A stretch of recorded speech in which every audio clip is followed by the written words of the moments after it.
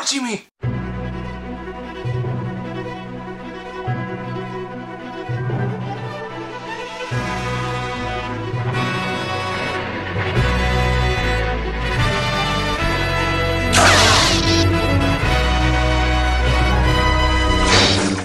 Beautiful geekies, this is my review for Snowden, directed by Oliver Stone, also written by Oliver Stone, along with Kieran Fitzgerald. It stars Joseph Gordon-Levitt, Shailene Woodley, Rhys Ifans, Zachary Quinto, Tom Wilkinson, and Melissa Leo. And of course, this is a true story about Edward Snowden and his time in the CIA, NSA, and as an independent contractor working for both companies, and about what he did, leaking all those files to the world, exposing the government, and the consequences of that action. First, let's talk about the image of this movie, which actually has nothing to do with the movie itself, but Oliver Stone filmed this movie with brand new cameras that I do not think are yet on the market even, and this movie looks fantastic. It looks absolutely great. Does that serve the story? Does that serve the movie? Yes, just like it would serve any other movie to look this great. If anything, go watch this movie for the pitch perfect quality of the image. And speaking of the guy who brings us the image, let's talk about the director, Oliver Stone. His direction in this movie is not bad. In fact, the direction itself is pretty good. The thing is that he jumbled around in several parts of the story because he goes through 9 years of Snowden's life, from 2004 when he left the army because his legs were completely messed up, and 2013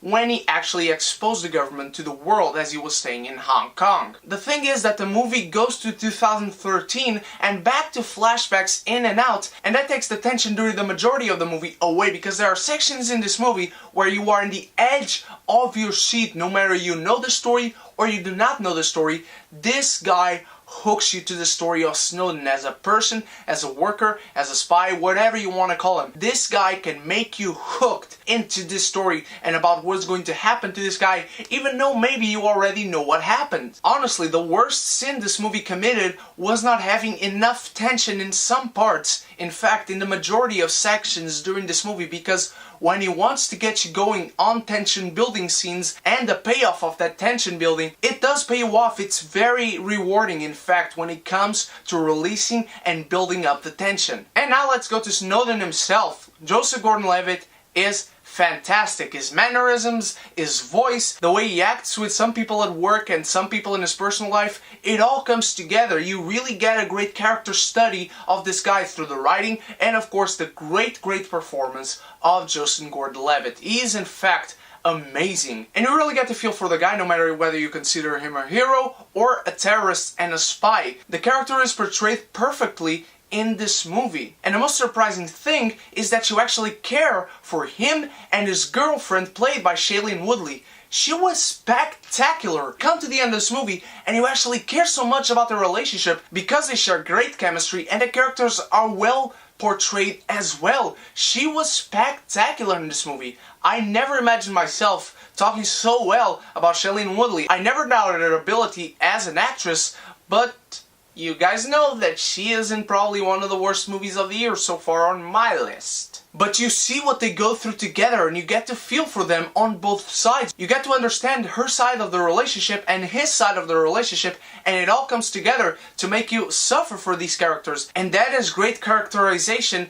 by the actors and by the writing of said characters. I already talked how the story jumbles around from one point to the next, taking some of the tension away, unfortunately the majority of the movie. And I will say that the movie does show you too much things, so you could cut chunks of this movie out, making a more concise narrative and not being so long a movie, because this movie probably has 15 to 20 minutes too much in it and they were really not necessary. This movie could have been 1 hour 50 minutes to 2 hours tops. And another thing is that I personally consider Snowden a hero. To me, what he did was right. He is a hero. But no matter my opinion on the guy personally, movies should portray people in an impartial way. I don't think this movie should have portrayed him as a hero or a terrorist. This movie should have portrayed him as Snowden, a guy who worked for the NSA, the CIA, an independent contract. You really get to know how this guy knows so many things. You really get to study him really well. But the guy should have never